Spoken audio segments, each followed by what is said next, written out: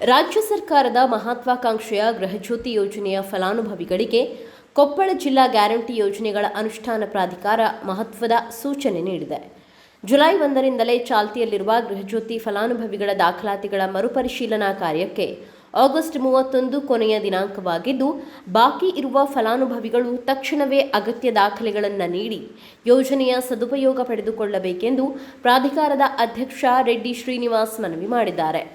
ಗೃಹಜ್ಯೋತಿ ಯೋಜನೆಯಿಂದಾಗಿ ಜಿಲ್ಲೆಯ ಲಕ್ಷಾಂತರ ಕುಟುಂಬಗಳಿಗೆ ಶೂನ್ಯ ವಿದ್ಯುತ್ ಬಿಲ್ ಅನುಕೂಲ ಸಿಗುತ್ತಿದೆ. ಆದರೆ ಯೋಜನೆಯ ನೈಜ ಲಾಭ ಕೇವಲ ಅರ್ಹರಿಗೆ ಮಾತ್ರ ತಲುಪಬೇಕು ಹಾಗೂ ಇದುವರೆಗೆ ಹೊರಗುಳಿದಿರುವ ಅರ್ಹ ಫಲಾನುಭವಿಗಳನ್ನು ಯೋಜನೆಯ ವ್ಯಾಪ್ತಿಗೆ ತರಬೇಕು ಎಂಬ ಉದ್ದೇಶದಿಂದ ಈ ದಾಖಲೆಗಳ ಮರುಪರಿಶೀಲನಾ ಪ್ರಕ್ರಿಯೆಯನ್ನು ನಡೆಸಲಾಗುತ್ತಿದೆ ಎಂದು ಇಲಾಖೆ ಸ್ಪಷ್ಟಪಡಿಸಿದೆ.